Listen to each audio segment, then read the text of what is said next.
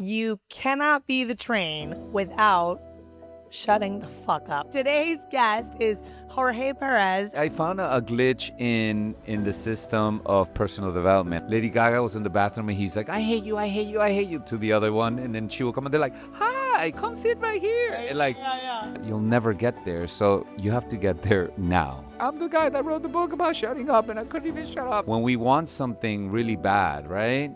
We're in the state of lack because we're saying, we need this to be happy. We need this to be happy.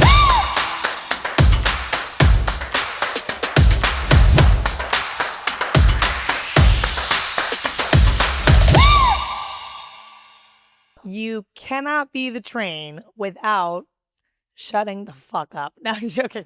Today's guest is Jorge Perez, who is a really good friend of mine, and he's also the author of the Shut the Fuck Up Method, which is an incredible, life-changing book about speaking clean, and it's a book that will help you be the best version of yourself. This is a super creative entrepreneur who I can't wait to delve into how he has been the train and all the advice he has for us on how we can improve our own creative entrepreneurship and self-help. I'm so happy to be with you. Yay. Thank you for having me. Of course. So tell us first a little about you. So I have had many careers throughout my life, and I think it started when I first moved to LA 20 years ago. I got into the arts, and I was an agent for photographers, producing photo shoots, and then I created a reality show for Bravo about two photographers that would fight all the time, and I had to book Lindsay Lohan and Lady Gaga for it, and I got really thrown into the industry really fast, and had so much fun, made so many great contacts, and then I started getting more into negotiating deals for these celebrities like Jennifer Lopez and Brad Pitt and stuff, and that was a really fun ride. But then I felt my creative arts were calling me, so I got into stand-up, and I got to do a lot of that, did about 50 shows, but I think underneath it all, there was always a passion for personal development. My mom really got me into becoming a Reiki master when I was 14 years old. And then we went to India for 2 months and stayed in an ashram. So this was always behind the scenes. Yeah. But after my parents both passed away from cancer, kind of back to back in 2019, 2022 is when I really got into the work of Dr. Joe Dispenza, which was what really motivated me to do my own thing, which is writing this book. And that's how I came up with the Shut the Fuck Up Method. Oh, I love that. Well, first of all, tell me what the Shut the Fuck Up Method is, and then we'll delve into a couple. Yeah, I found a glitch in the system of personal development. I think you can be going to seminars and retreats your whole life, but if you don't really rewire how you talk, then you're never going to really transform. So the book, really, I dive deep into speaking with mindfulness and not just reactive speaking, choosing how we describe our life, describe the world, describe ourselves. So I invite people to be the kind of people that, before you throw that pebble in the still lake, why don't you think about the ripples that pebble is going to make? Before you tell your friend, ask your friend how she's doing with her boyfriend when you already know they're fighting. Yeah. Just wait until she tells you. Yeah. So we become really our brothers and sisters keepers because we actually go out of our way thinking, what's this conversation going to do to them? And that's just a really small part of the whole method because, like I said, it's mindfulness. It's thinking about what our words are going to put in the space of other people's lives. Well, I read the book and I thought it was life-changing. Her second favorite book. After mine. We should play a drinking game of how many times we're going to go, and then this one. then this and one. then this one. I genuinely thought that it was life-changing, and it's funny because I think it's the kind of book that you can read multiple times in the sense that it's good to remind yourself, to refresh yourself. Like I know for myself, I feel like I'm a positive person, but then I have these moments where I'm like, oh my God, I just listened to myself. And the way I described what was happening today framed it a certain way. And so I've actually framed my day in a different way than how I want to frame my day because I wasn't intentional about my words. And I think that that's something that's really powerful about your book that to me has really resonated, where I'll keep picking it back up and be like, wait, remind yourself to like speak clean is almost like what I would Yeah. call it, you know? Speaking clean is such an active verb action that we do in our lives, and it's like working out. It's like eating clean. At first, you're wonky about it, but after a while, it becomes just a habit, and before you know it, it unfolds in you, and you start noticing how other people don't speak clean. But Yeah. then, in your nurturing state of the method, then you start judging them. You're like, "Well, they should speak," and then you're reminded, no, they're exactly where they need to be. So then you keep graduating to your Yeah. next levels. Yeah. I love that. Well, okay, so what does Put the babies be on the the side. train mean to you in your own career? Like, what would you say that metaphor means or how you take that? I think it means just doing it and not waiting for that.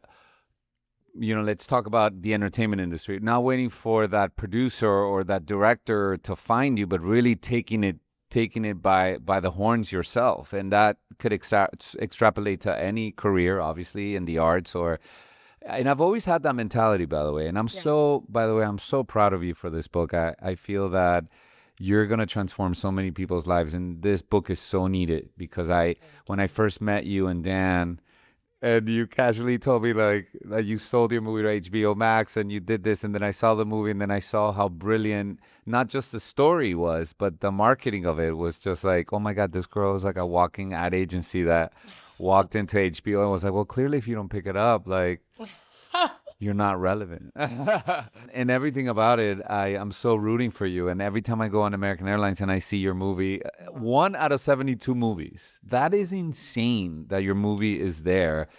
I'm just so proud.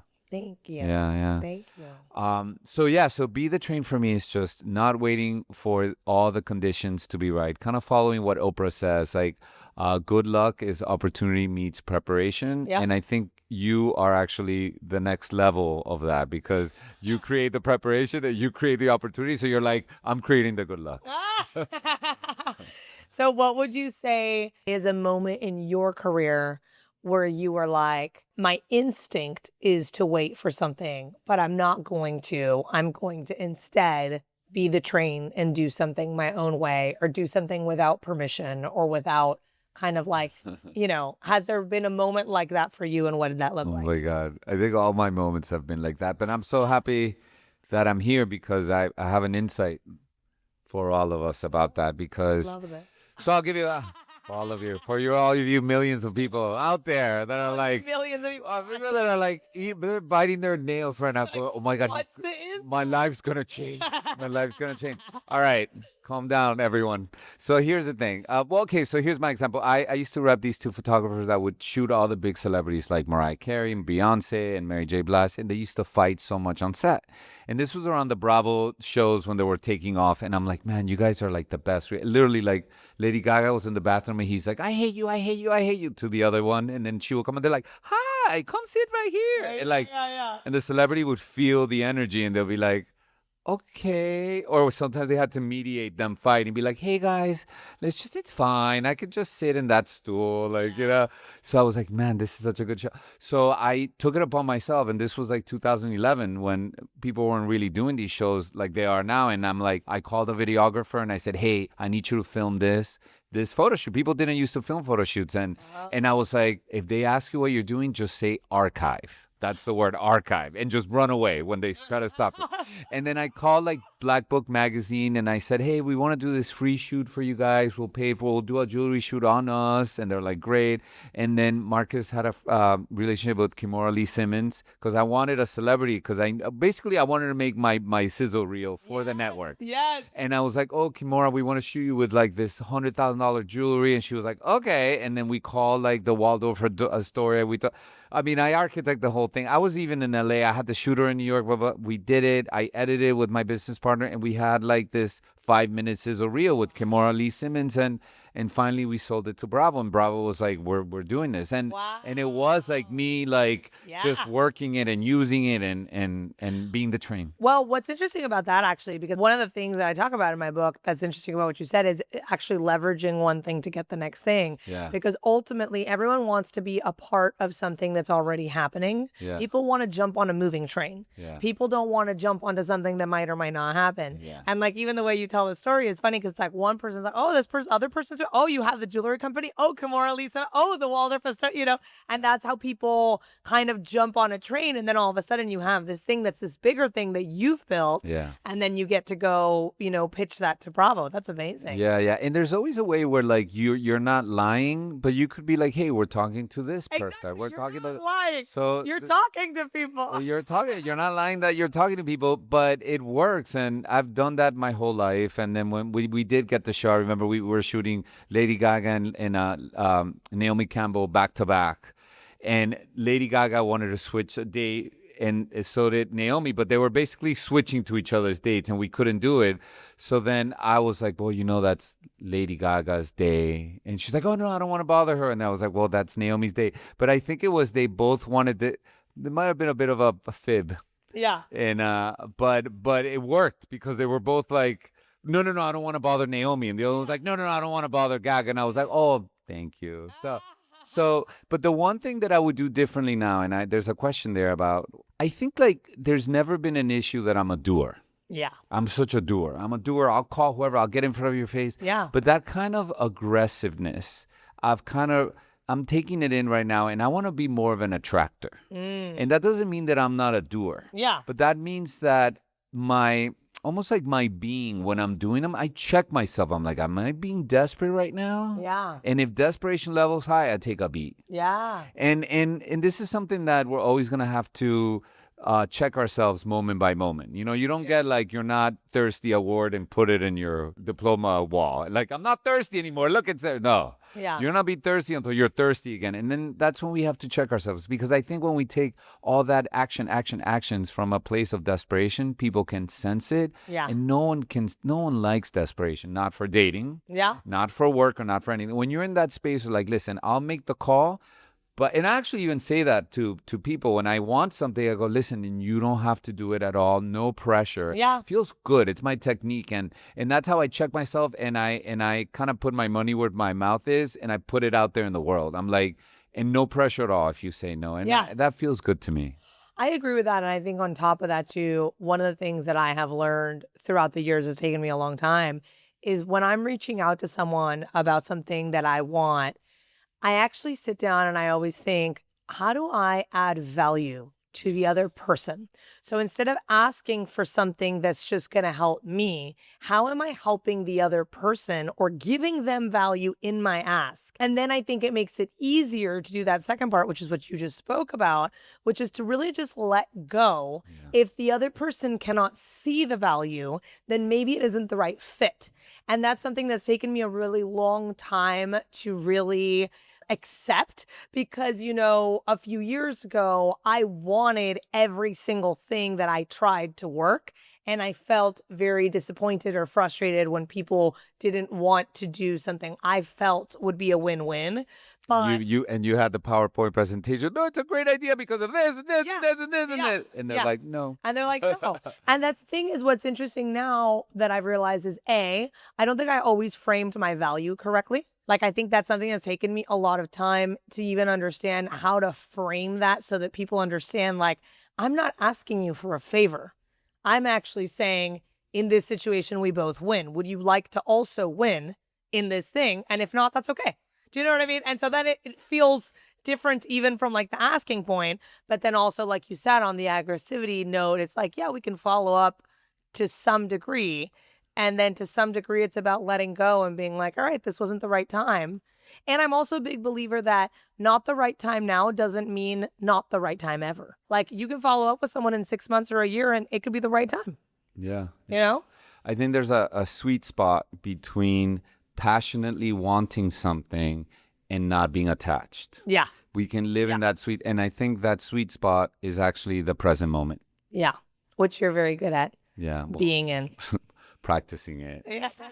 Yeah, and now we'll take that because I am pretty good at it. You are pretty good. My whole thing is being I think the biggest epidemic we all suffer of is we're moment discriminators, because the moment's never good enough. The moment needs to have 3 more zeros in the bank account. The moment needs a husband or a wife that's a little more this, a kid that's a little more this, a mother-in-law that's, and then we this is it, guys. Like, this moment is the moment. Like, tomorrow a truck comes, party's over. you know? So the question is, how do we live this moment, you know? Because all we're doing is brain training. So if you train yourself that this moment is not good enough, then you're going to get to that moment in your premiere, your movie's made, whatever it is, and your brain will recalibrate to be like, no, but where's my Netflix series? That's what we want to, fuck this indie shit. Like, where's the Netflix series? Where's the endorsement deal? Where's, like, why am I not this one yet? And it'll never suffice. You'll never get there. So you have to get there now. Yeah. Exactly with the way things are.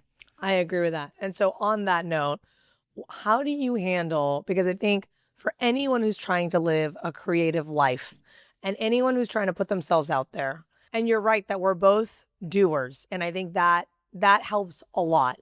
But in the doing, there is a lot of putting yourself out there, and it gets very vulnerable. And even if you can let go and go, all right, well, it's not for me. It's like, how do you handle a certain level of rejection? Or how do you handle, like, do you ever have like a week where you're just like, literally everyone said no? Or like everything that I thought I was doing this week didn't quite work out the way I wanted. And so then how do you like refocus your energy? Do you do something else to get yourself away from the space of what you're trying to do to recalibrate?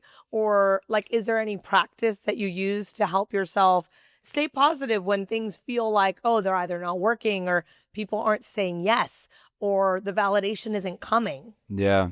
I think that I personally have a gratitude practice that I do pretty much every day. You know, I wake up and the first thing that I do, because I know my brain's in theta, which is our most receptive state when we're waking up in the morning, I grab my gratitude journal and I write 3 things that I'm grateful for. And it could be, you know, the roof over my head, the fact that I can breathe without any pain, the fact that there's a bed under me.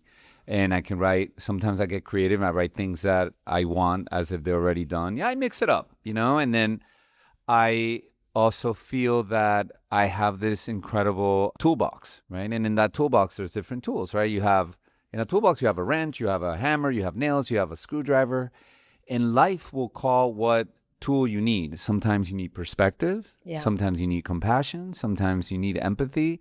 If I feel that I'm stuck in a problem or a situation where, like, for example, last night, you know, I don't know if you guys can see Selena's beautiful shoes.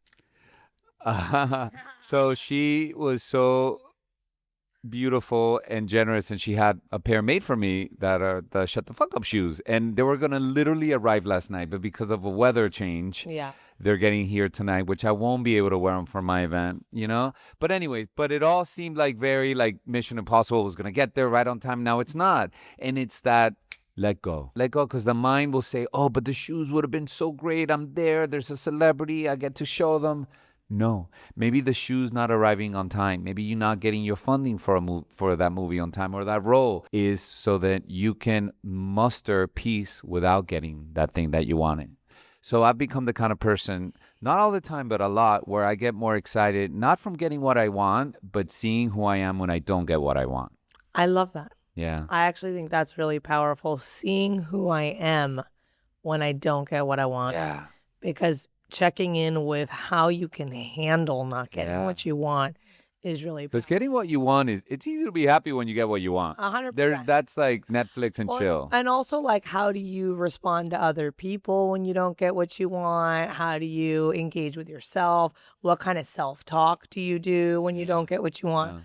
Yeah, that's really powerful. I wanted to also shout out Gabriella from Posh Sneaks and the Greats, who are some of our collaborators on these tennis shoes. I'm really excited that you got yours, but they're late. But anyway, it's gonna be fine. But I'm gonna have them for Amsterdam. Well, I'm leaving for Amsterdam. The perfect event it's gonna be whatever it is that you get them for will be the perfect way to wear them. Yeah, because that's what happens, right? Like the mind will make up a whole Star Trek movie about had I worn the shoes, had I gotten that role, I would have been this. It's science fiction. It's completely made up in your head. So just like that was made up in your head, what if an incredible situation comes out of nowhere? That's even better than whatever you had architected. Yeah. That's not true. So you were saying, one of your daily, weekly habits is this gratitude thing. Actually, one of the things I've been doing lately, which is really interesting because I think it has actually been kind of life-changing, is going to this workout class in the morning. It's completely changed my life. And it's funny because it feels like a gratitude exercise because every day right after the class, I literally have this thought. I'm like, wow, I can't believe my body is so healthy that I You can can do handle all this that. class and then I can go take care of 2 kids and do my job. And I'm just like, I'm like in awe of my own body and its capacity and my capacity to wake up early and my capacity to get to the class. And listen, and those are everything adds. And in that situation, it's like I don't care where you live in the world. We all have it indoctrinated in us that going to the gym is good. Yeah. And working out is good. So if you happen to get caught up in a habit that subconsciously you think it's good, you're now Selena, the girl that takes care of herself before 7 a.m. Yeah. So imagine what that starts to do to your confidence. self-esteem. Yeah. Because you're that girl. That's why in my book, for example, like creating the habit of like not speaking about others behind their back. When you tell stories about people, you can still tell stories about them. Don't use their names. Yeah. Like, I love it. Like I'm staying with a friend right now that's him and his girlfriend just split and he took her to the airport yesterday. I was telling another friend yesterday, I was like, man, I came into the right week. Like, Yeah. meaning in a heavy week for him and Yeah. like for life, right? Like Yeah. change, shifts. And yesterday I'm telling my friend the story and I'm being so conscious that I'm not using names. And Yeah. I'm loving it because I can still tell my juicy story. But my commandment number 1 is actually don't use their name, use my friend. Yeah. So I've I already always do that. so I already have it indoctrinated in me that I don't use people's names. And now I think my circle of friends, they know better, so they don't even ask me who it is. Who it is, yeah. And I love that because now I'm creating support around me and there's nothing to feel guilty about because I'm saying a story and I'm saying my point of view, but I'm not taking anyone down me by any narrative. Yeah. Yeah. Yeah. I love that. And I do that. So I feel proud of myself. It's Because you because I read the book. It's because I read the book. Was there a moment when someone underestimated you and how did you respond? And do you feel like maybe you would respond differently now? You know what? People, I think, constantly. I'll tell you the first thing that I thought was last week I was speaking at this personal development conference, and I got into my car. Oh my God, this is the best story. My car got towed, and it was a rental car, and my wallet was in the car, and like all these things were happening that were like the perfect. I had just spoken at the conference. I was in the lobby of the hotel. Long story short, I get into a fight with the guy that's in charge of the parking lot. And I start like really raising my voice and like kind of, it wasn't cursing at him, but like really kind of chastising him. And all of a sudden I see that his energy is going low. And then his energy came high. He's like, don't talk to me like that or I'm going to call the cops. And I was like, okay. And then he's like, you want to keep talking to me like that? And I was like, and then he kept egging himself on. And then he goes, I'm call the cops. You're going to jail. And for a moment, I was like, oh my God, am I really going to go to jail? And after I spoke at a personal development in front of everybody, I was like, this is Jorge Perez at his best. And I go outside and the guy's smoking and I'm like, hey man, are you really gonna call the cops? And he's like smoking. He's like, yeah. And I was like, listen, my wallet was in the car. It's a rented car. Nobody called me and told me it was towed. They said 2 other cars were like everything was perfect for this to happen. Yeah. And funny enough, I had just done that morning a video about self-compassion. So it's like the universe is like, oh, you want to try self-compassion? Here you go. Here you go. So the guy starts to calm down and he starts telling me, listen, he's like, everybody's always screaming at me. You people are always screaming at me. This isn't my fault. If I let everybody park where they're at, handicapped people would have been. And now I start crying because I feel bad for the guy. Now we both kind of start, leveling down and I end up getting my car from the towing place, bought him a bottle of champagne, gave him my book. I'm like, I'm the guy that wrote the book about shutting up and I couldn't even shut up. Yeah. But the point of my story is like, yeah, life is going to happen to us, right? People are going to undermine you. People are going to trigger you. Get triggered. It's all good. Just try to come back. Yeah. I'm not talking about emotional bypass and holding your emotions in. Like emotions are like a wave. Yeah. And you got to let that wave pass, man. Yeah. You're not going to get in front of that wave and go again. You got to go with the wave like a surfer. But I do think that after a while, you're using, my book, or in your book too, your book's very personal development oriented, and I think Yeah. like you start using these tools, it gets easier and easier. And what used to take you 2 hours of being upset, before you know it, it's 5 minutes. Well, and I think the other thing that I love about what you're saying, because I think we live in like a world of experts, right? Like everyone's an expert in something and everyone's framing themselves as an expert. And I think one of the things that actually gets very difficult is when a lot of these experts don't show their vulnerability and don't show the fact that, like, as much as we might preach something that we think really matters, we're also just human beings who mess up and aren't always do you know what I mean? And it's Yeah. like funny because for me as well, like with my book, Be the Train, it's like just go and just do it and blah, blah, blah. But it's like I have so much self-doubt. I have more self-doubt than most people I know. I do things anyway, but the amount of times that I'm sitting around doubting whether what I'm doing makes sense or is worth it or is, like it's a lot. And I think it's like just as important as it is to talk about how do we get past it, it's also important to talk about like, and there are moments where I fail. And there are moments where, and this is how I bring myself back. And this is what it looks like for it to not always be perfect and for me to not always love who I am when something doesn't work out. But that's okay because we're human and because we can practice self-compassion and because we can come back to ourselves. And I think that's almost like more important in some ways to like see the humanity in everybody as we're all trying to build ourselves up.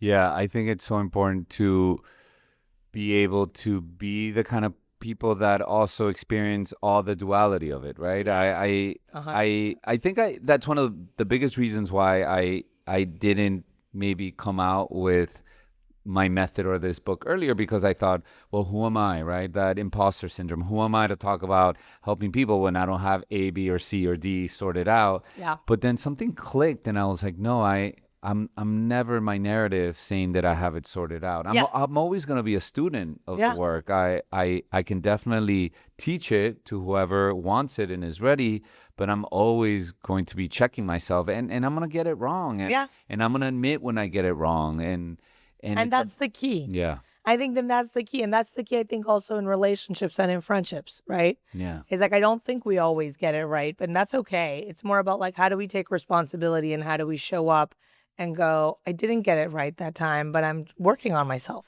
Yeah. And that's okay. Or with my career. Yeah. It's like not every career move is going to be the right career move. And that's okay. Yeah. Like it all leads us to where we're going. Yeah. And then coming back to what you were saying, like, and how do we be present with every moment that we're in and really enjoy the moment that we're in, because that's what we have. Yeah. Yeah. I think, for example, in that situation with the parking attendant, maybe, because he really leveled with me. He's like, everybody's always screaming at me and it's not my fault. So like, I took the bullet for all those people that screamed at him, and I made him feel validated for probably the first time in his life where, and the author of a book about shutting up actually gave him the book and said, you're the master. And it made me feel really proud of myself and of life that would take me to a situation where I can be that person. We're wrapping up. I want to ask you one more question.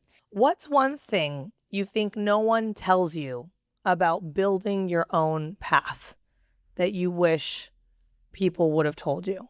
Or what's one thing you could tell other people about I building? love this question. I think we are always hearing the narrative of work hard, work hard, work hard, work hard. I get it.